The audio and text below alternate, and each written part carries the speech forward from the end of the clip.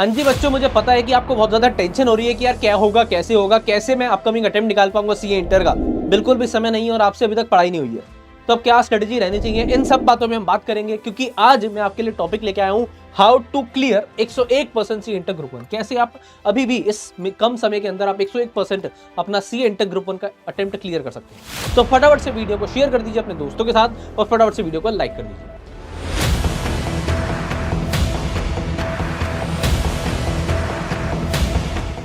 अब देखते हैं कि क्या स्ट्रेटजी रहनी चाहिए। वीडियो को एंड तक जरूर देखना और जो बताया जाता है उसके नोट जरूर बनाना। अब देखिए, ग्रुप 1 के अंदर आपको पता है कि यार ग्रुप 1 के अंदर हमारे 3 सब्जेक्ट हैं, advance accounts, corporate law and taxation. ठीक है जी, हाँ जी, corporate and other law and taxation. अब बात करें सबसे पहले अगर एडवांस अकाउंट्स की, तो आईसीए ने क्या करा है बेटा, एडवांस अकाउंट्स के पूरे सिलेबस को ना 3 पार्ट्स में डिवाइड कर दिया है। Module 1, module 2 and module 3। Module 1 की बात करें तो इंट्रोडक्शन टू अकाउंटिंग स्टैंडर्ड्स और आपका how to prepare financial statement, इस तरीके से कहीं ना कहीं थ्योरी है और एक प्रेजेंटेशन बेस्ड आपके अकाउंटिंग स्टैंडर्ड, जैसे कि AS3 cash flow statement, AS20 earning per share, AS17, AS18, इस तरीके से आपके यहाँ पर मॉड्यूल 1 के अंदर है। उसके बाद मॉड्यूल 2 में बाकी सारे asset based standard, liability based standards, other accounting standard सारे के सारे यहाँ पर आ जाते हैं। और मॉड्यूल 3 के अंदर क्या है, मॉड्यूल 3 के अंदर है हमारे hard core chapters, practical chapters जिसे कह सकते हैं, internal reconstruction, amalgamation, branch, buyback, ये सारे के सारे चैप्टर आपको देखने को मिलते हैं मॉड्यूल 3 में। तो आपको मैं कहूंगा एडवांस अकाउंट्स के लिए, अगर आप स्टार्ट कर रहे हैं अपना एडवांस अकाउंट्स, तो इसको स्टार्ट करिएगा मॉड्यूल 3 से। मॉड्यूल 3 के अंदर बेटा एक तो प्रैक्टिकल चैप्टर्स हैं, ठीक है जी, तो आपको वैसे भी अकाउंट्स के अंदर प्रैक्टिकल करने में मजा आता है, तो यहाँ पर मजा आएगा आपको और थोड़ा सा यहाँ पर वेटेज ज्यादा है। सिर्फ मॉड्यूल 3 की वेटेज की बात करूँ तो 40 to 45% बड़े आराम से है, और इसके अंदर कंसोलिडेशन मिला दोगे अगर, तो इसकी वेटेज बन जाएगी कहीं ना कहीं 55 to 60% तक की। तो मॉड्यूल 3 करना है सबसे पहले, internal reconstruction, amalgamation, branch, buyback और preparation of financial statement, cash flow statement, ये मॉड्यूल 3 के चैप्टर्स हैं। तो सबसे पहले मॉड्यूल 3 करना है। उसके बाद आना है मॉड्यूल 2 पे।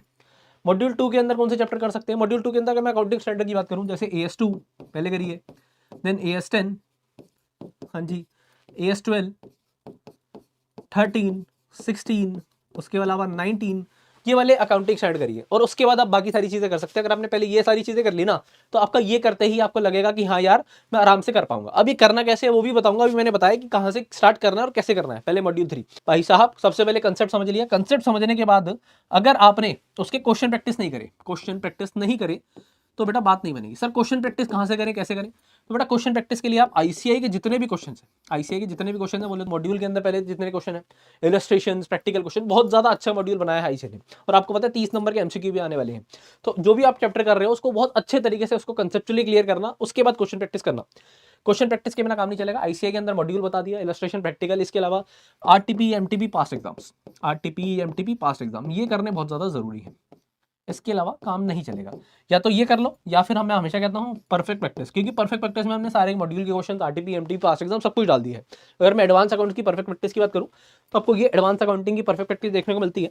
और देखो इसका फायदा क्या है, आपको सारे के सारे अकाउंटिंग साइड के आंसर बहुत ही एक आसान वे के अंदर और एक सिंप्लीफाइड मैनर के अंदर, एक कह सकते हैं आप एक अच्छे तरीके से प्रेजेंट है कि आपको लिखना कैसे है, कि प्रोविजन, एनालिसिस एंड कंक्लूजन, उसके अलावा कौन सा क्वेश्चन कितनी बार आया एग्जाम में। अब या तो आप सारे के सारे क्वेश्चन करोगे, किसी भी एक चैप्टर में आप सारे क्वेश्चन करने लगते हो, तो एक चैप्टर के अंदर कम से कम 50 क्वेश्चन बन जाते हैं। वहीं परफेक्ट प्रैक्टिस के अंदर आपको वो उस चैप्टर के अंदर क्वेश्चन मिलेंगे 20 से 25। क्यों? रिपीटेड क्वेश्चन हटा दिए गए हैं, और जो सिर्फ यूनिक क्वेश्चन बनते हैं ना अपने आप में, वो आपको परफेक्ट प्रैक्टिस में देखने को मिलते हैं। उनका आंसर बहुत एक सोफिस्टिकेटेड वे में आपको गिवन है कि आपने ये लिख दिया अकाउंटिंग साइड के अंदर, तो इसके अलावा कुछ नहीं है।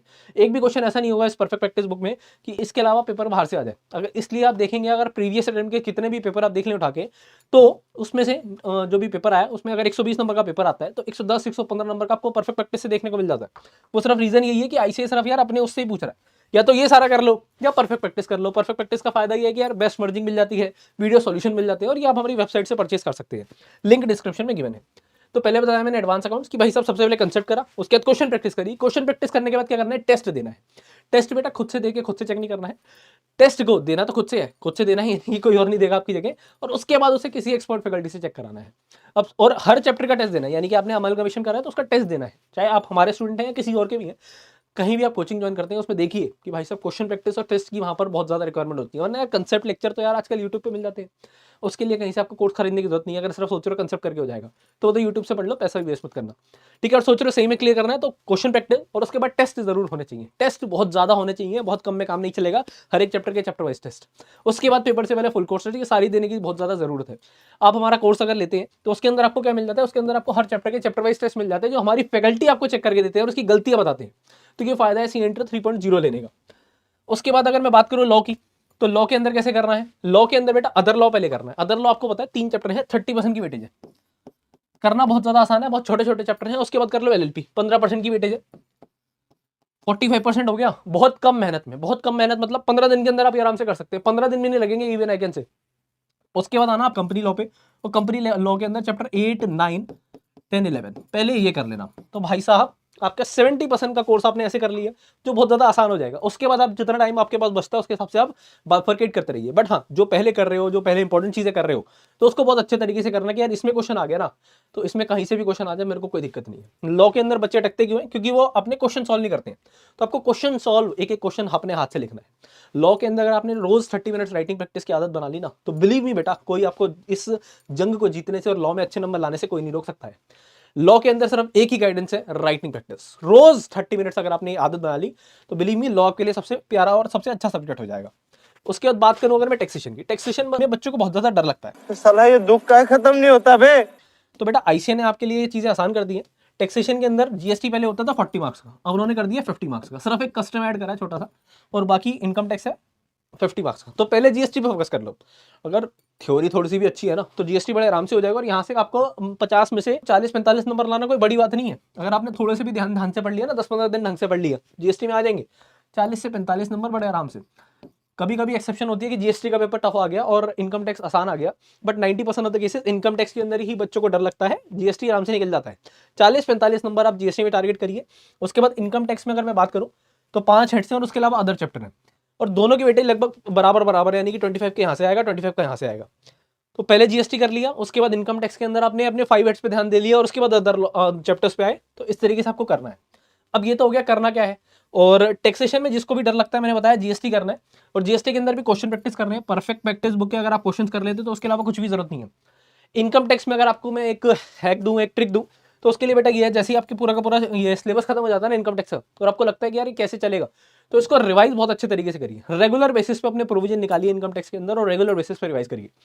जीएसटी या फिर इनकम टैक्स के अंदर सिर्फ यही है, रेगुलर रिवीजन। आप अगर 30 मिनट्स 40 मिनट्स आप यहाँ पर रेगुलर रिवीजन को दे रहे हैं तो बिलीव मी टैक्सेशन आपका सबसे बढ़िया रहेगा।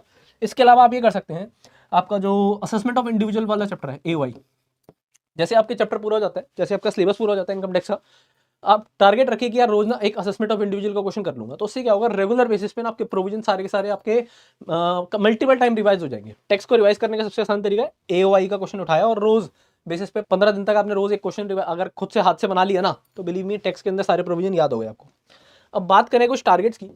फर्स्ट 30 डेज के अंदर आप ट्राई करिए एडवांस अकाउंट्स, सबसे पहले एडवांस अकाउंट्स और लॉ को स्टार्ट करिए। फिर आप 2 सब्जेक्ट के साथ चालू कर रहे हैं, जो कहते हो ना कि सर मेरे को ना बोर हो जाता हूँ सब्जेक्ट में। भाई साहब बोर होते हो तो सीए क्यों कर रहे हो हैं, वहां तो यही मेहनत चलेगी। पेपर के अंदर भी तो 3 घंटे बैठना पड़ेगा एक ही सब्जेक्ट को लेके, फिर क्या करोगे। तो 2 सब्जेक्ट लेके चलना है भाई साहब, ज्यादा नहीं, कुछ नहीं। एडवांस अकाउंट्स के अंदर पहले मॉड्यूल 3 करना है यहाँ पर,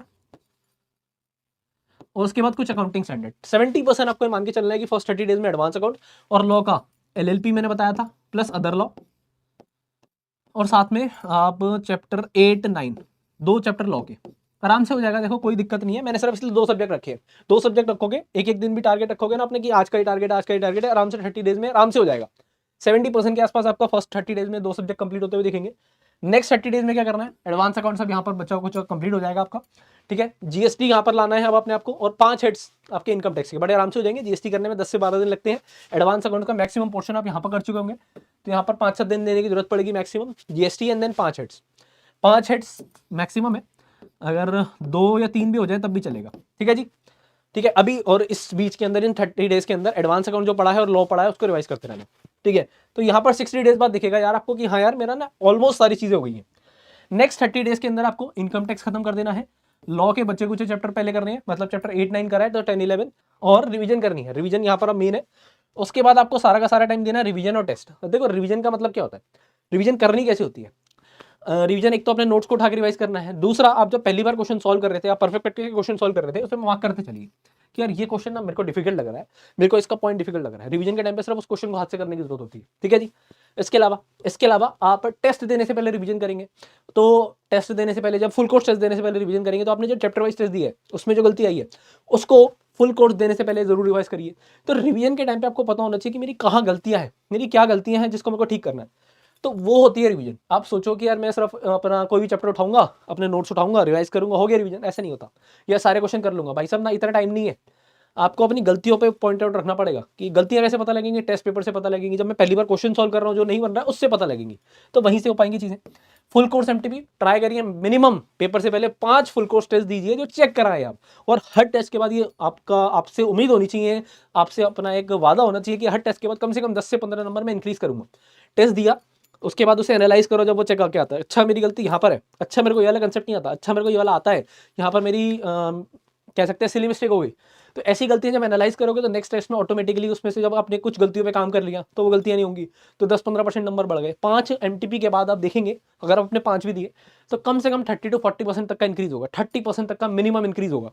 तो 30% तक का इंक्रीमेंट होना कोई बड़ी बात नहीं होगी, और जिसने थोड़ी सी ज़्यादा गलतियां होंगी उसका 50% तक का भी इंक्रीमेंट हो सकता है, जो स्टार्टिंग में जिसको चीज़ें समझ नहीं आ रही थी। तो फर्स्ट एमटीपी और 5th एमटीपी में इतना फर्क आ जाता है। रिवीजन पेपर से पहले मिनिमम 3 से 4 कर लेना। सारा खेल कोई नहीं बताता तुम्हें, सारा खेल क्वेश्चन प्रैक्टिस टेस्ट रिवीजन का है। जिसने ये अच्छे से कर ली, जिसको ये अच्छे से मिल गया ना अगर, तो उसको कोई भी जरूरत नहीं है। इसके अलावा अगर आपको अभी भी डर लग रहा है तो आप हमारे हैं CA Inter 3.0 में आपको मिल जाता है, ठीक है। पीपी बुक मिल जाती है, टेस्ट पेपर मिल जाते हैं, live classes, live doubt classes, और टीचर से 1-to-1 कनेक्ट होने का मौका, लाइव काउंसलिंग सेशन, ये सारी चीज़ें मिल जाती है।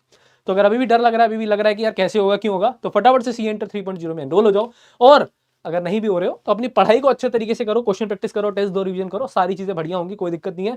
तो ऐसे ही अच्छी वीडियो देखने के लिए चैनल से जुड़े रहिए, वीडियो को लाइक करिए और शेयर करिए अपने दोस्तों के साथ। मिलते हैं नेक्स्ट वीडियो में, तब तक के लिए good bye, all the best, जय श्री श्याम।